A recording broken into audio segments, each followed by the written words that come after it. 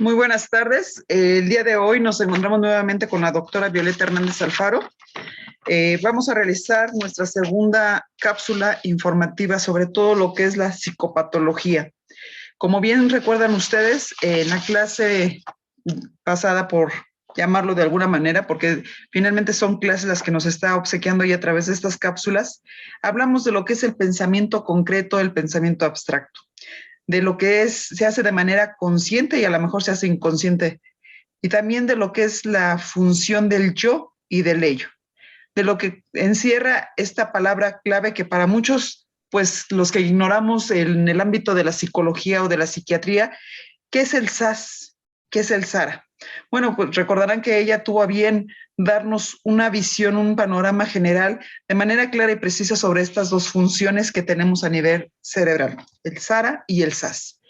Bueno, pues muchas gracias, doctora, por obsequiarnos este tipo de pláticas de enriquecimiento que nos da y que finalmente se convierten en herramientas de apoyo a todos aquellos estudiantes que tienen la carrera de psicología, de psiquiatría, ¿por qué no decirlo también de derecho? Y también tenemos a todos los que manejan el ámbito de la criminología. Estas carreras, estas áreas son por demás interesantes y algo de lo que tienen que tener ellos en cuenta, pues es finalmente el conocimiento que parte desde todo lo que es la función cerebral y que de alguna manera va a detonar en lo que es el aspecto del comportamiento humano y de esos trastornos que se llegan a detonar después de diferentes procesos que sufre el cerebro y que muchas veces no los tenemos claros. Le damos la bienvenida, doctora, y le agradecemos de antemano este tipo de cápsulas que nos da. Si gusta usted iniciar, es todo suyo el escenario. Nada más recordándole, en la clase pasada de esta cápsula de lo que era el SARA y el SAS, hubo una pregunta que quedó ahí como duda, porque usted habla de la función que debe de tener tanto el padre como la madre. Y uno de nuestros participantes nos preguntaba, ¿por qué es tan importante esta función del padre? Sobre todo para poder nosotros tener una formación todavía más específica sobre el comportamiento del individuo. Nos dicen, ¿por qué es tan importante la figura del padre para que el niño aprenda las funciones ejecutivas? Y bueno, si nos puede también reforzar la función de la madre en este ámbito, que es, creo, el ámbito social, según la explicación que usted nos dio. Adelante, doctora, por favor. Hola, buenas tardes. Bueno, con la segunda cápsula comenzamos a tomar esta función. Vamos a comenzar a sacar dudas. Claro que sí, licenciada. Es muy importante la función de la madre y del padre en un niño, basado que la madre va a introyectar en un niño la sociabilidad desde la lactancia, el control de esfínteres, pero en el tiempo ya, hablando de Sigmund Freud en la etapa psicosexual de la fálica y empezar el enamoramiento del niño con la madre, la niña con el padre, viene ya un funcionamiento de apego, de roles, de diferentes cosas. Y el padre es una figura muy importante, aunque no nos guste como a muchas mujeres. El padre es importante porque el padre juega el rol de confrontar problemas. De tu niña, principalmente pone más atención la niña porque el padre es la imagen el que el día de mañana va a tener de un hombre. El hombre te va a proveer de cómo confrontar totalmente los problemas. Y la mujer te va a proveer de cómo hacer una sociabilidad. ¿Cómo te va a ayudar a tus funciones ejecutivas? Pues a través de cómo vas desarrollándote y cómo vas resolviendo los problemas. Aquí las madres que son madres solteras tienen que jugar doble rol. El juego de la sociabilidad, del amor, y el juego de la autoridad, del juego de la aceptación de normas. Entonces, por eso siempre se ha pedido, digamos, en la pareja, el contexto que se da. Las funciones ejecutivas, recordemos que la empatía, el juicio, normas, valores, moral, etcétera, que lo vamos a empezar a trabajar desde los 3, 4 años que entra el super yo, el proceso de introyección de culpa, y ahí vas a tomar el neurótico, el psicótico, el perverso, en cómo vas a, esa introyección de culpa, cómo la vas a reflejar literal hacia los demás.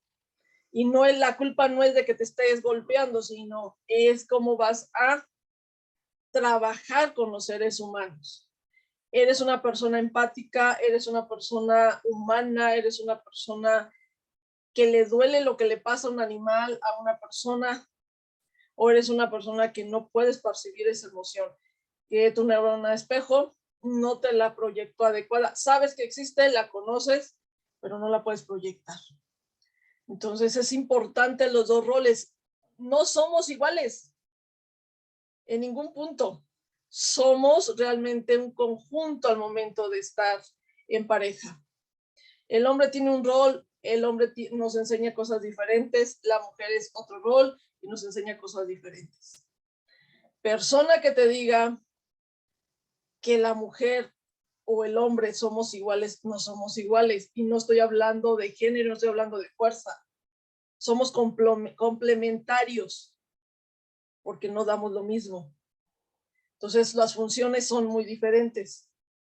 La función de la mujer en traer los 9 meses en el vientre, todo lo va a absorber el niño, pero también absorbe las palabras del padre que tiene. Entonces, finalmente, eso es muy importante dentro de estas áreas. La función de ambos son importantes para el crecimiento y desarrollo de los individuos.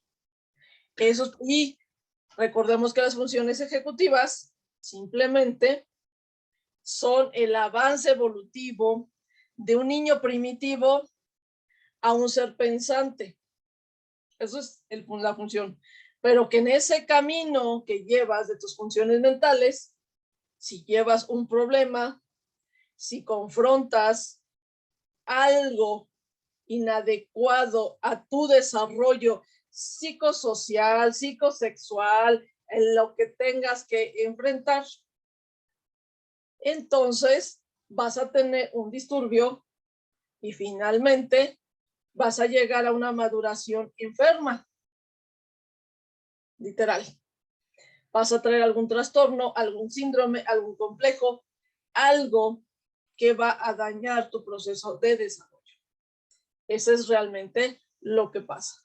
Recordemos que nuestras funciones es lo que nos llegan a dar a través de cómo vamos ya a vivir, cómo se forma nuestro pensamiento, nuestra percepción, nuestra memoria, todo lo que somos en la cabeza, evolucionados, ya creció, ya no es un niño infantil. Bueno, entonces es que ya estoy hablando de las funciones ejecutivas, porque ya tienes esa moralidad, ese juicio de decir está bien, está mal. A un niño de 5 años no le preguntes si está bien o está mal. Tú le tienes que enseñar y aprende a través de tu neurona espejo. Eso recordemos que es por imitación. Pues qué interesante, doctora, y muchas gracias por responder esta duda o aclarar y fortalecer estas herramientas. El día de hoy, pues usted nos va a hablar de un tema muy interesante que de alguna manera es la continuación, porque todos los temas que usted nos va a hacer favor de brindarnos a través de estas cápsulas, pues obviamente tienen una correlación. Hoy nos va a hablar de la antesala del equilibrio y el desequilibrio, lo que es la neopsique, el timopsique y la personalidad. Les cedo el uso de la palabra. Hay algunas personas que nos están acompañando en esta cápsula para que podamos hacer preguntas que de alguna manera pues despierten la inquietud de los que nos puedan seguir a través de este tipo de cápsulas de información y capacitación. Adelante, doctora. Gracias. Ok, gracias. Ok, aquí lo que nos toca en observar o aprender el día de hoy, pues bueno, nuestra psique principalmente, y aquí es lo que vamos a trabajar. Vamos a hablar que nosotros tenemos en nuestra psique se dividen en dos, el neopsique y timopsique. Ellos dos tienen que trabajar la armonía, y esa armonía es a través de dos mundos, el mundo sensible, de emocional, con el mundo analítico. El neopsique nos va a hablar que es un proceso de pensamiento, ya de razonamiento, de lógica, de lo que está bien y qué está mal, de tu juicio, de tu moralidad, de tus valores, ya de tu madurez. Y tu timopsique te va a hablar más de una vida afectiva, de la parte instintiva, sentimental, sexual, toda esa parte de cómo la conllevas. Estas dos funciones tienen que unirse y tienen que tener un equilibrio. Ni tienes que ser tan emocional, ni tienes que ser tan analítico. Para ser un ser humano normal, tienes que tener las dos partes equilibradas. Y esto te lo va a marcar los 4 temperamentos que tenemos. En los 4 temperamentos siempre vamos a nacer con uno. No me digan que pueden tener 2, 3, 4, que estás en el psiquiátrico o en qué enfermedad tienes.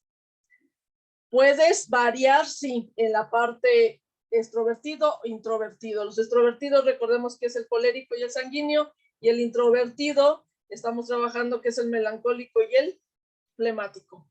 Ahí sí puedes variar, ahí sí tienes. Y te va a envolver algo social que se llama carácter. El carácter que tenemos que desarrollar en el momento que estamos fuera. Entonces, esta parte del neopsique, timopsique, es un funcionamiento. A él se va a añadir, del neopsique, timopsique, se va a añadir una parte que se llama personalidad. Y tu personalidad es una tendencia individual, la que nos va a dar un factor, la que tú vas a sacar al frente. Pero atrás de personalidad, quien te va a ayudar o quien está atrás de ti es la neopsique y el timopsique. Volvemos a repetir, el neopsique realmente es la parte de razonamiento, de juicio y de lógica, la parte intelectual. Mientras que el timopsique es toda la parte de conciencia, la parte de vida afectiva, la parte, el mundo sensible. Y que si lo reflejamos dentro de el cerebro, pues estaríamos hablando del sistema límbico, que es la parte emocional. Y el otro, hablaríamos que es la parte del neocórtex, que es la parte lógica. No estoy hablando aquí del reptiliano, que es la parte primitiva. Aquí ya la persona ya maduró, aquí la persona está creciendo, está desarrollando para ser un ser socialmente útil y poder llevar a cabo pues una vida adecuada dentro de las normas, que no delincas, que no hagas cosas inadecuadas que puedan lastimar a la sociedad y que te fueron formando a través de cómo te desarrollas. Ahí es donde nosotros vamos a tomar nuestras funciones de pensamiento, de razonamiento, de cómo confronto mis problemas, de cómo me voy a comportar con los demás, de qué tipo de personas, si yo tengo un problema, me voy a adelantar o cómo lo voy a trabajar o me voy a esconder atrás de mi mamá para que me saque del problema, o soy capaz de confrontar los problemas.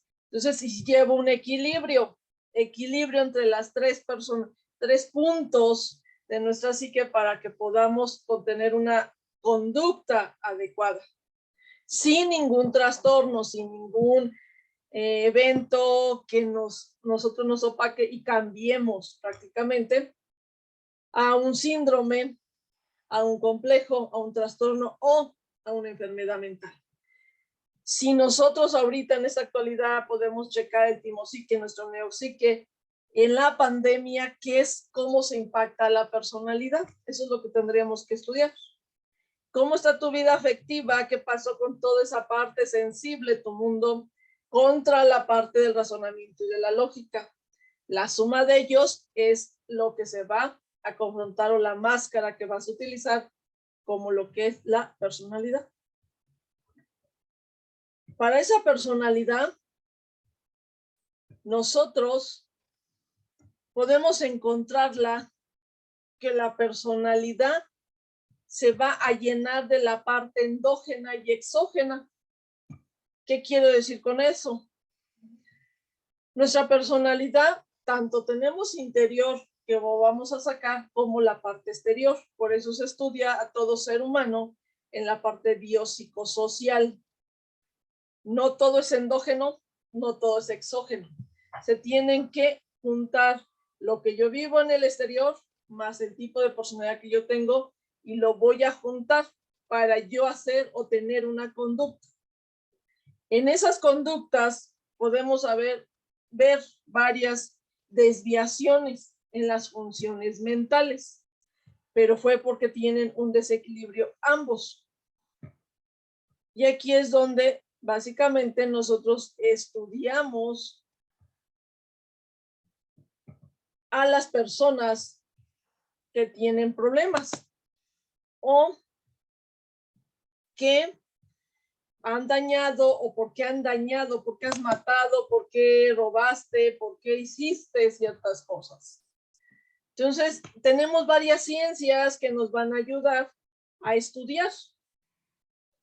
Todas estas ramas o estas ciencias que nos van a ayudar a entender tu funcionamiento mental, pues vamos a trabajar desde la biopsicología, la psicopatología y la psicología criminal.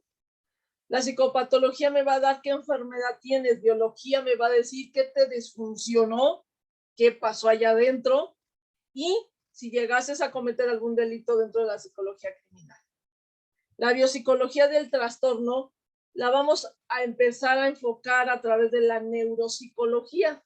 ¿Y qué es neuropsicología? Entiendo cómo funciona el cerebro y entonces voy a entender qué conducta tú me estás manifestando.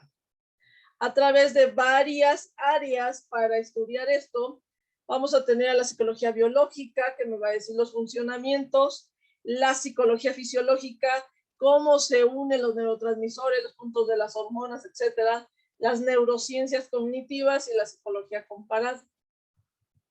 La psicología criminal, después ella nos va a hablar, ella se basa o tiene una base en psicología clínica para entender al sujeto. Pero se va a sumar, para que tú domines una psicología criminal, tienes que sumar a la psiquiatría y a la parte esencial de la psicopatología, que estudia las enfermedades como tal que te pueden dañar. Y la psicopatología la vamos a encontrar, psicopatología no es de psicología, psicopatología es de psiquiatría, nada más que todo el mundo lo ha retomado en psicología. Pero la psicopatología lo vamos a encontrar en el DSM-5. Recordemos que son libros de psiquiatría que los retoma el psicólogo. Pero el DSM-5, el CIE-10, el CIE-11, estamos trabajando dentro de la psiquiatría. Y la psicopatología pues va a tener varias ramas o áreas más bien a estudiar, desde la ansiedad, trastornos de personalidad, conductas de adicción, los trastornos afectivos, la psicosis, la esquizofrenia y los trastornos psicóticos. Cuando nosotros dominamos toda esta parte, entendemos aquel que hizo un delito. Pero para llegar a esto, entendimos que todo el funcionamiento de desarrollo del SARA, desde que nacemos y que tenemos al bonche de todos los psicólogos, tanto de la psicodinámica como de la conductual, y que nos dicen cómo vamos haciendo creencias, cómo vamos creciendo, y cómo nos vamos desarrollando, pero no más físicamente, también nos vamos desarrollando mentalmente para llegar a una función adecuada, elevada, ya que te hace ser humano maduro. Se dañó y en ese punto que se dañó, tuviste o caíste en un punto de alguna enfermedad, de alguna parte que no se te fue atendida en un síndrome y se fue evolucionando, o de un complejo que no tampoco fue atendido y se fue evolucionando. Entonces, aquí recordemos que la neuropsicología empezó en el 2006. Simplemente aceptó la neurología con la psicología para entender cómo piensas, cómo actúas. Eso es lo grande de ahorita, en que podemos entender a más personajes del ámbito delictivo, del ámbito problemático, no tanto de las personas de la normalidad, que es las normas sociales. La psicología biológica, vamos a hablar si hay daños cerebrales. Para eso tienes que dominar todo el proceso del cerebro, cómo está constituido, y si alguno de ellos tiene alguna alteración, golpe, isquemia, algo, cómo va a cambiar tu humor. Esa disfunción, esa parte, ya no va a ser biológicamente adecuada y entonces las sustancias que vayan a procesar no están adecuadas y viene algún problema. También viene la psicología fisiológica, donde te va a hablar completamente de las neuronas, cómo se unen, qué pasan, cuáles son los neurotransmisores y qué te llevan a esa conducta. Las neurociencias cognitivas, este es básico para entender la psicopatología. El pensamiento, y el pensamiento tengo que estudiar Jean Piaget, porque tengo estadios, porque tengo etapas de mi pensamiento, desde el sensorio motriz hasta las formas concretas, abstractas. El tipo de memoria, cómo va evolucionando, cuál es el corto, cuál es el largo plazo, cómo va esa función. Lo que es proceso de percepción. Todos estos tres son básicos en la cognición para entender si vas caminando derechito en equilibrio en tu psique, que todo esto es lo que tiene tanto el timo como neo, y que vas a llegar a un desarrollo adecuado. La psicología comparada, bueno, te vas a meter en la evolución, te vas a meter en la genética principal. Si tú vienes con un espectro de lo que es la esquizofrenia de tu bisabuela y todo eso, ¿qué parte viene de la genética? La esquizofrenia es genética, la esquizofrenia es una enfermedad. No es lo mismo que un trastorno antisocial o histriónico, no tiene nada que ver junto con lo que es una enfermedad mental. Ya es evolución, ya es genética, ya es cromosoma, ya vienen mucho más cosas para entender a esas personas. Y también la psicología comparada nos va a hablar sobre de cómo te adaptas. Y cómo te adaptas, me puedo regresar al Sahara y al SAS. El Sahara, ¿hay una adaptación realmente adecuada? ¿O hay una adaptación que donde tú puedes estar bien, estás en el SAS? En el Sahara es primitiva y a lo mejor no te vas a adaptar en los lugares. Y en la parte del Sahara, del SAS, perdón, ahí sí ya tienes la voluntad de adaptarte en lo que quieres y no quieres y tú puedes ir. La psicología criminal, pues bueno, ya nos va a hablar de los delitos que te conllevó todas las demás psicologías y que nos explicaron qué pasa. Más aparte nos va a dar la psicología clínica, cómo puedes evaluar y cómo puedes hacer un diagnóstico. Esta es psicología clínica. Y esto no compite con la psicología forense, ya que la psicología forense solo te puede evaluar, diagnosticar, pero no tratamiento y no te puede dar prevención. Porque ellos es más en el área jurídica, donde me va a decir qué le pasó a esta persona, si hubo un brote psicótico y cómo lo vamos a comprobar y lo que hizo no estaba en su realidad, etcétera. Hasta ahí es evaluar y diagnosticar. La psiquiatría se suma en este momento, ¿por qué? Porque la psiquiatría te va a dar el punto si tu enfermedad es transitoria, si es definitiva o solamente va a dejar secuelas. Desgraciadamente, la pandemia ha dejado secuelas en procesos cerebrales, ha dejado delirios, ha dejado demencia y problemas cardiovasculares en el cerebro. Entonces, sí hay secuelas. También te va a decir, si tienes una esquizofrenia, pues es definitivo. Si me habla de que tienes a lo mejor una fase paranoica, pues es transitoria y te voy a trabajar, te puedo dar terapia y puedes salir de, un ejemplo. Transitoria son ciertos tiempos. La depresión, los síndromes de Estocolmo, un ejemplo. El síndrome postraumático es transitorio, pero si ya se te hace definitiva, ya te vienen con más problemas para adaptación a tu entorno. Y finalmente la psicopatología, que es la que va a recoger de todo lo que les estoy diciendo y va a estudiar a fondo ese trastorno mental que te llevó a dañar, que te causó esa enfermedad. Y si es una enfermedad, ¿Qué delito puede salir de esa enfermedad? ¿Cómo se manifiesta? Si no ha simulado ese delito, entonces tiene mucho que ver toda esta función. Esa es la forma que nosotros podemos empezar a entender cuando dañamos o no dañamos, cuando tenemos un trastorno que nos va a llevar a no tener la adaptación adecuada. Entonces tus funciones ejecutivas no las tienes completamente en equilibrio con tu psique, con tu personalidad, con tu temperamento. Recordemos que cada temperamento tiene características buenas, tiene características malas, lo positivo y negativo. Nadie es mejor, nadie es peor, pero necesitamos de los 4 temperamentos, desde el que tiene el orden, del que es muy sentimental, del que se enciende de todo y el que le vale la vida y le gusta la fiesta, ¿no?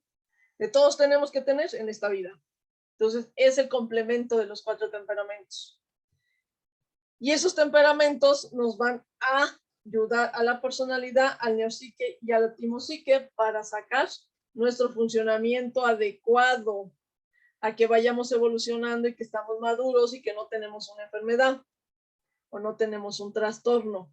Que en nuestra infancia no nos dañaron para que cuando lleguemos a la edad adulta no estemos todos traumados. Y ese trauma al rato lo vas a pasar en neurona espejo a tus hijos. A lo mejor tu falta de, que tú como madre, que tuvieras algún problema sobre que no sabes cómo confrontar la vida y eres una persona dependiente de tu pareja. ¿Qué le vas a enseñar a tus hijos? Y si son hombres y si son mujeres, ¿cómo le vas a transmitir? Porque transmitimos todos nuestros conceptos y todas nuestras formas de ver las cosas.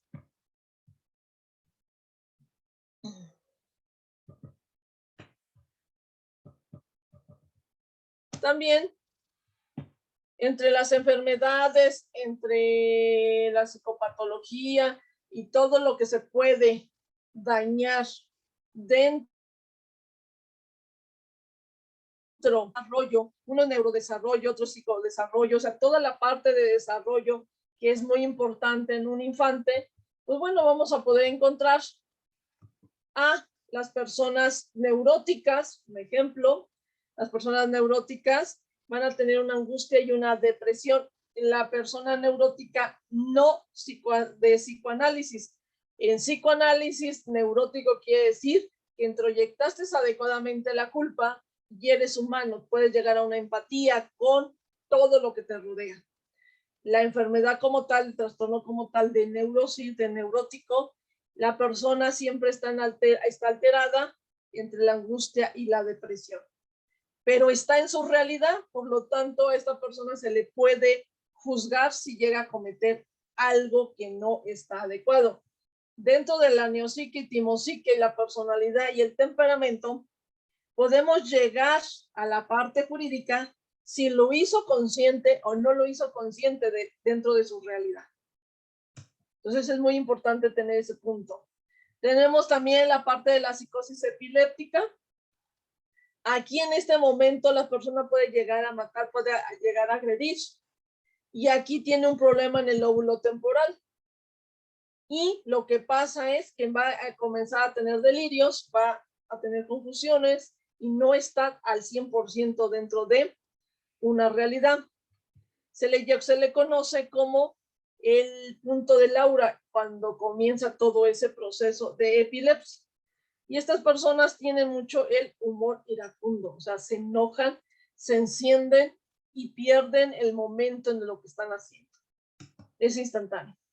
La psicosis maníaco-depresiva, estamos hablando de que vas a oscilar de diferentes momentos de ánimo, pero instantáneo, no es bipolar, pero sí hay una manía y hay un delirio que puedes llegar a agredir o a delinquir dentro de una psicosis maníaco-depresiva.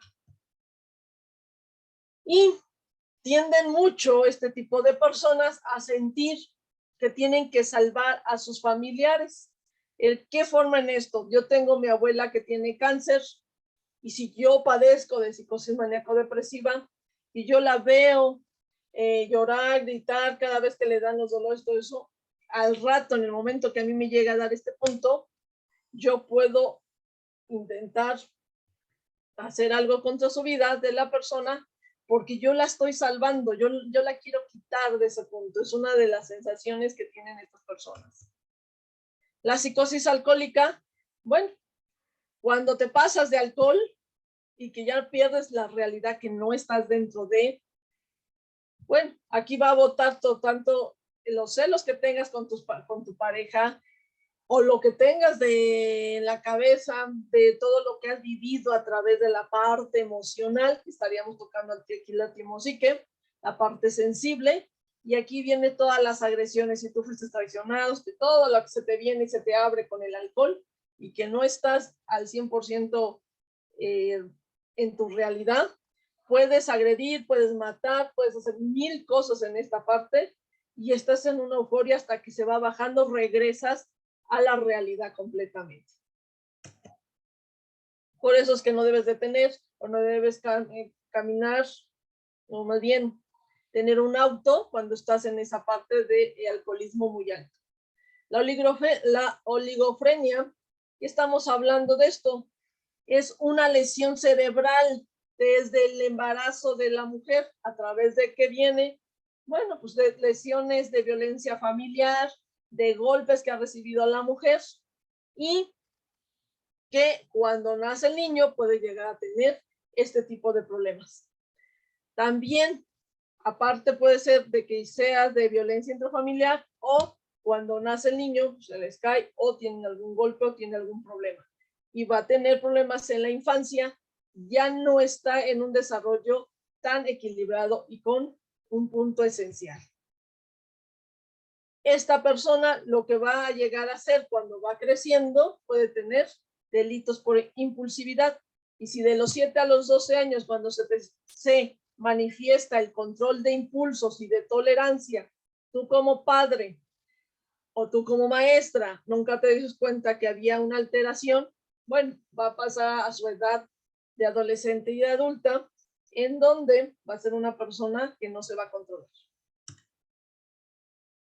La epilepsia normal simplemente es en el momento de las crisis, que papá puede tener alucinaciones y bueno, puede tener agresividad, que a lo mejor no tiene el intento de agredir o llegar a un delito. El paranoide, ese es el más desquiciante, porque todo piensa que están todos en contra de él, todo está mal, todo te está buscando, ¿qué estás haciendo? El paranoide, si se junta con la esquizofrenia paranoide, es lo peor que podemos encontrar, es lo más peligroso, porque escuchas, ves y todavía piensas de que todo va en contra de.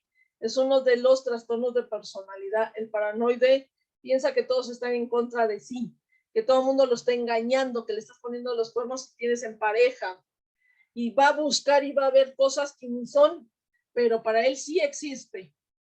Entonces esta persona siempre se va a sentir que está perseguida, que tú tienes algo, un complot contra esta persona, y siempre va a estar desconfiado y tenso. Nunca va a ser feliz, nunca va a ser, y va a tener un porqué ese tipo de trastornos. Digo, ahorita no vamos a hablar de trastornos como tal, las características, pero su funcionamiento ejecutivo no está adecuado.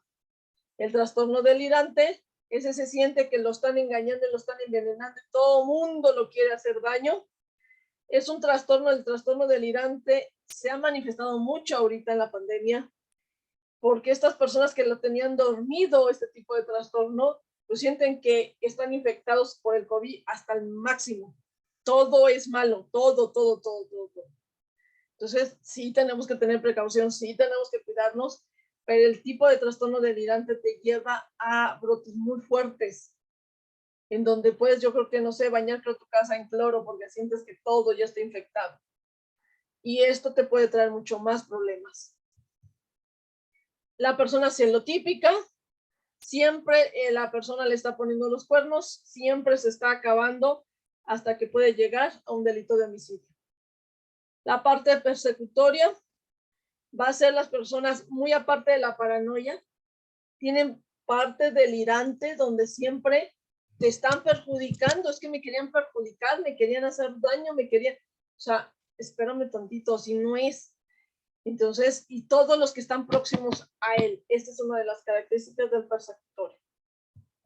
Entonces, no está bien.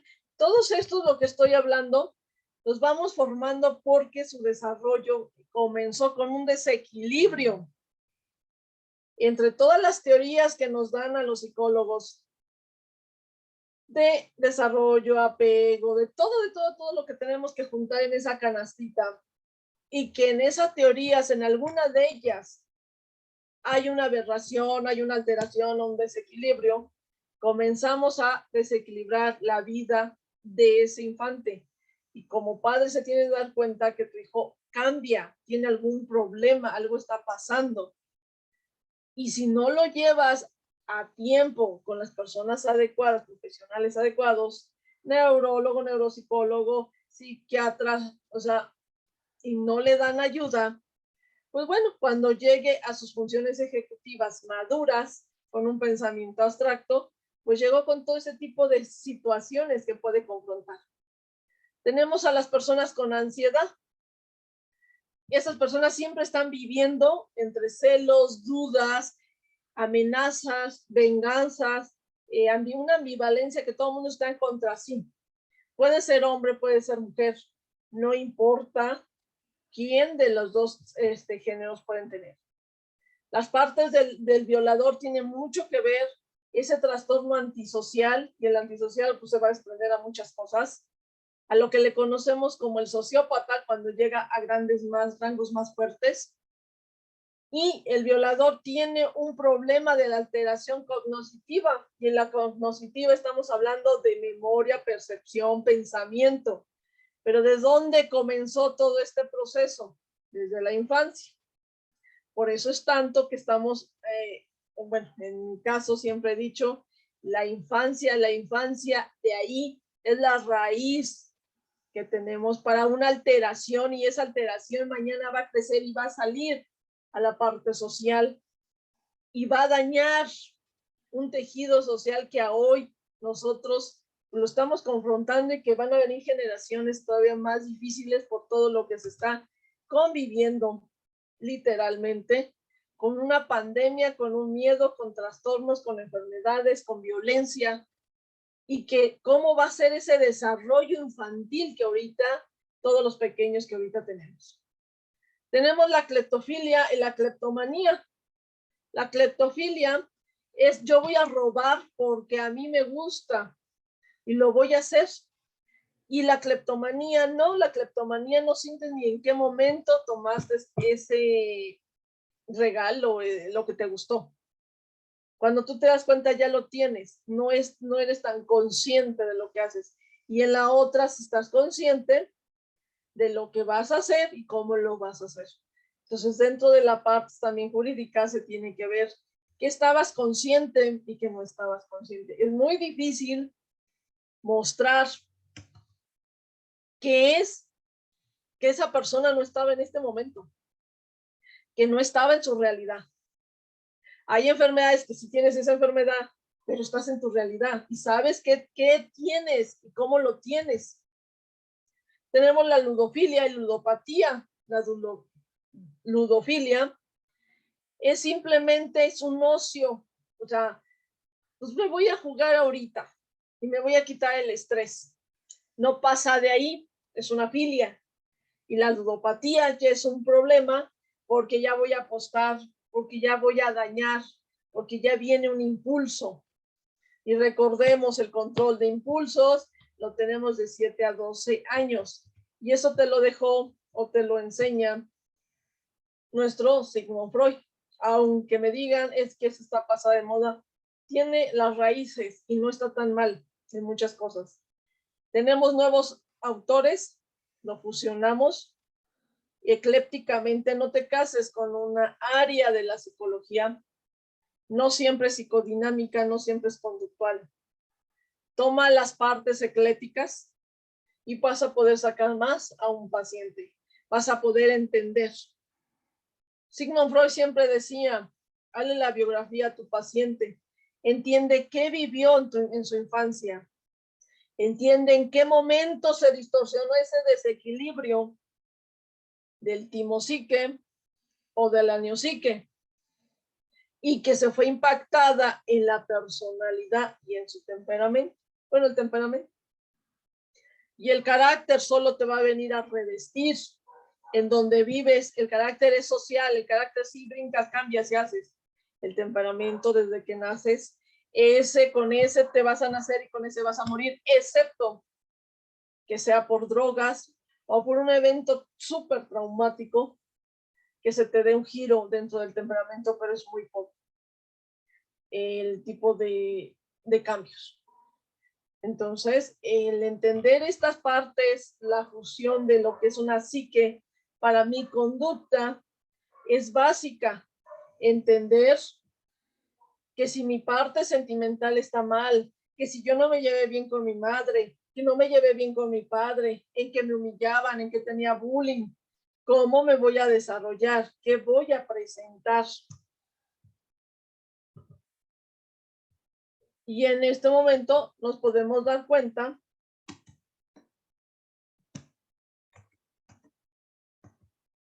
que vamos a poder tener problemas. Ejemplo, en la parte intelectual, si me cuesta, ¿qué me cuesta aprender? O tengo un coeficiente muy alto, lo tengo muy bajo, lo tengo normal. ¿Cómo proceso mi pensamiento? ¿Realmente pasé de la sensoromotriz, prelógica, lógica, concreta y abstracta y realmente tengo eso? ¿Realmente me desarrollaron todos los puntos que se tenía que hacer?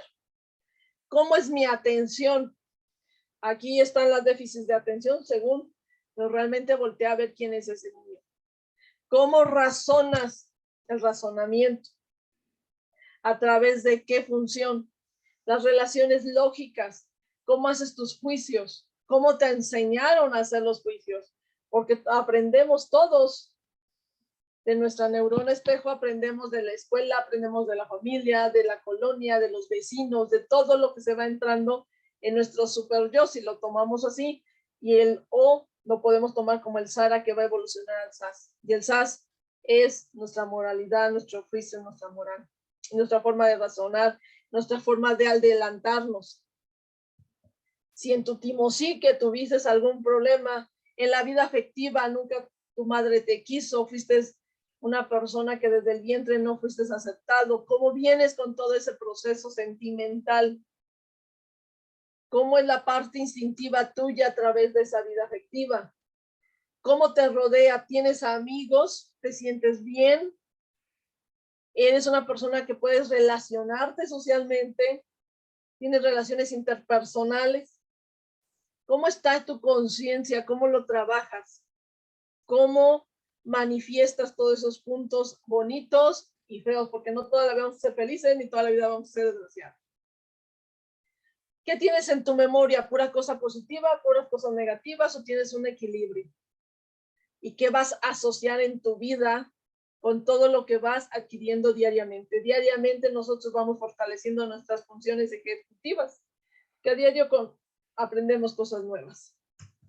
Cuando ya tienes esas bolsitas en tus manos, ¿pesan igual o qué pesa más?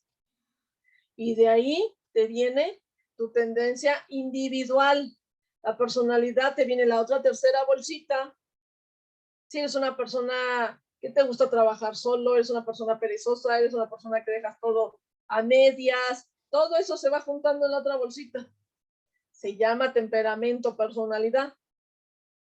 Y en esas tres es como vamos a trabajar. Vamos a salir con esas tres bolsitas, las vamos a unir y vamos a sacar a nuestra sociedad, a la parte exterior, a la parte donde tenemos que estar equilibrados o desequilibrados dentro de una sociedad, dentro de mi actividad de trabajo, dentro de mi familia, cuando a mí me toque ser madre, dentro de cómo voy a trabajar. Si yo traigo estos tres saquitos, a lo mejor pesan igual o todos pesan diferente y tengo un desequilibrio. Y ese desequilibrio se va a llamar o se va a transformar en alguna enfermedad o en algún síndrome o en algún trastorno.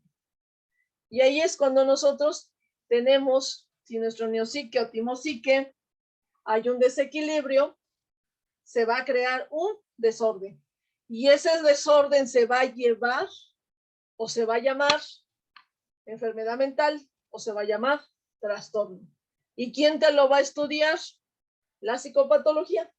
Simplemente esa rama de la psicología, esa ciencia de la psicología, esa parte donde te va a hablar realmente de toda la, se le diría en criminología, forma desviada, las actitudes desviadas que te van a meter en algún problema o que vas a tener algún delito o que vas a cometer. A lo mejor no llegas a matar, pero sí mataste a tu hijo con tus palabras lentamente y hiciste un hijo inadecuado en esta sociedad y no necesitas una pistola para acabar con él. No necesitas un cuchillo. Tus palabras les hicieron más daño todavía que quizás un arma. Entonces, ¿quién eres y qué compones y qué descompones en tu vida? Y esa parte de la descomposición familiar, pues poco a poco lo vamos proyectando en ciertos problemas de violencia, llamaríamos violencia intrafamiliar. ¿Por qué? Porque no estás ajustada mentalmente tu madre, tu padre, y que vas a encontrar literalmente con estas personas. Entonces, esto es finalmente a lo que nosotros le vamos a llamar que hay un trastorno, hay un problema. Y si no lo conoces o no lo detectas y no lo atiendes, no te van a llevar a curar y a sanar tu entorno. Esto es mucho, te lo hace la medicina alterna o alternativa de meditación, de perdónate, de suelta, de no sé cuánta cosa. Es para volver a equilibrar esas 3 bolsitas de las que te acabo de explicar. ¿Ok? Espero te haya servido para entender lo que es la psique, la personalidad, y realmente todo se funde a una conducta equilibrada o conducta desequilibrada.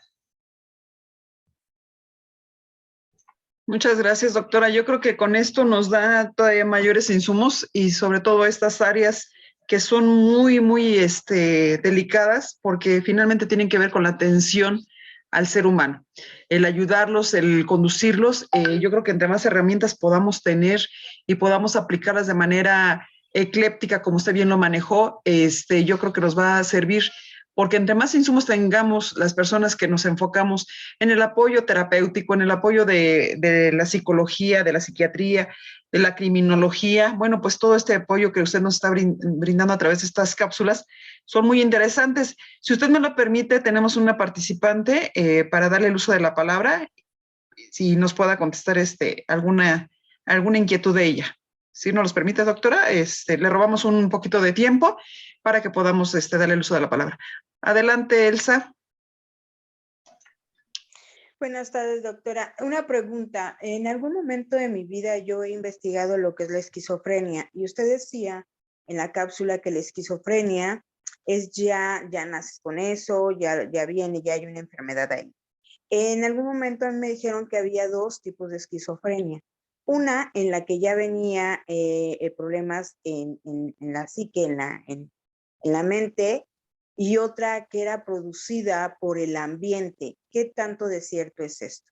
La esquizofrenia es una enfermedad mental, no es un trastorno.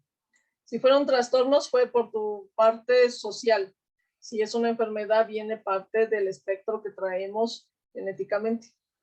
No te vas a volver no va a llegar delirios y alucinaciones nada más por el evento. Pueden decirme ahorita de la pandemia, no puede ser así. Traes un espectro que se le conocemos dentro de el espectro de la esquizofrenia, que tuviste esquizoides, que tuviste personal, o sea, viene de árbol genético, que va a detonar a lo mejor en ti la esquizofrenia y en nosotros fue el esquizotípico, el esquizoide. Pero son espectros que ya se viene dentro de gen, no se hace social, sino entonces fuera trastorno, no enfermedad. Entonces, puede haber parecido o habrá habido alguna mala diagnóstico cuando hay este doble mensaje de te quiero, te hago esto porque te quiero, maltratos desde niñez, etcétera, y entonces presenta en el adulto algunas, de este tipo de cosas como paranoias, en fin, ¿no? Algunos trastornos. Puede ser que sea mal diagnosticado. Sí, porque la esquizofrenia sí tiene que cubrir todos los ítems. Y de las 4 tipos de esquizofrenias que existen, y cuál es la que te tocó. Y se te hace una investigación en psiquiatría, porque no son para psicólogos, en psiquiatría, que es tu árbol genealógico de qué padeció tu abuelo, bisabuelo, y se tiene que checar toda esa parte. Es una enfermedad mental, no es un trastorno. La esquizofrenia es definitiva, no es transitoria. Si tú tienes, cuando te drogas o cuando tienes alcohol, sí tienes esquizofrenia transitoria, porque ves y haces esto y al otro se te quitó. Pero no, tienes que tener mucho cuidado cuando puedes determinar que la persona está esquizofrénica. Tienes que ver los signos negativos y positivos. Y tienes que estar seguro de todos esos puntos. Y que no es el esquizoide o el esquizotípico. Los dos, esquizoide y esquizotípico, son trastornos de personalidad con espectro. Digamos que tienes una genética de personas con esquizofrenia. Ya. Pero vienes por árbol genealógico. Entonces, una es trastorno y una cosa es un trastorno y otra cosa es una enfermedad. Es decir, que para que se pueda diagnosticar una esquizofrenia tiene que pasar por todos esos ítems, tiene que pasar por todo esto que usted acaba de explicar, claro. Y no con una mala práctica, porque en la historia de las enfermedades mentales se cometieron muchas cosas terribles contra personas que no padecían de este tipo de situaciones y las dejaban en manicomio, en historia, ¿no? Entonces, sí puede suceder que entonces pueda tener un mal diagnóstico, que tenga otra situación y que la metas con esquizofrenia y que en realidad no era como lo veíamos, inclusive haciendo estos electroshocks o la logoterapia y todo este rollo. Ese tipo de situaciones ya ahorita en esta actualidad se supone que ya no se trabaja. Pero, o sea, finalmente sí tienes que hacer una evaluación adecuada. Y un psicólogo, y me ha tocado, créeme, un psicólogo me mandó a mí a una persona que le decía que tenía esquizofrenia. Le decía, ¿dónde tienes la esquizofrenia? La esquizofrenia se tiene que trabajar con psiquiatras, porque son médicos, más no con psicología. Y no nomás porque tengas delirios y porque tengas alucinaciones o porque escuches o porque veas, ya tienes esquizofrenia. Hay una gama impresionante de enfermedades que pueden presentar los mismos síntomas y crees que es esquizofrenia. Entonces, no, se tiene que hacer a profundidad estudios, tanto médicos, neurológicos, psiquiátricos. Y a veces los enfocan o los comienzan a entender el psicólogo que tiene luego que mandar al sujeto al psiquiatra. Ok, muchas gracias, doctora. Es que ya no supe qué decirle. Muchas gracias, doctora. Bueno, muchas gracias, Elsa. Muchas gracias, doctora, por esta cápsula tan interesante. Y qué bueno que nos sirvan este tipo de apoyos y de conversaciones que de alguna manera nos aclaran esa falsa información o información errónea que quizás las personas que muchas veces nos las dan, pues carecen de algunos elementos necesarios para hacer una valoración. Por eso es muy importante, considero, que sepamos a qué profesionista acudir y que ese profesionista cuente con las herramientas más adecuadas para que nos pueda dar un diagnóstico adecuado. Por eso, pues vamos a irlo aprendiendo a lo largo de este tipo de cápsulas, las cuales le agradecemos de manera muy especial que nos esté brindando y que sirvan para todos. El día de hoy nos despedimos con esta cápsula muy interesante, la antesala del equilibrio y del desequilibrio. Si tienen alguna duda, por favor, háganoslas llegar después de que vean estas cápsulas para que nosotros entremos en la siguiente cápsula dando respuesta a las inquietudes. Que tengan muy buena tarde y nos vemos en la próxima cápsula informativa de la doctora Violeta Hernández Alfaro. Muchas gracias, doctora. Que tengan una buena tarde. Hasta luego.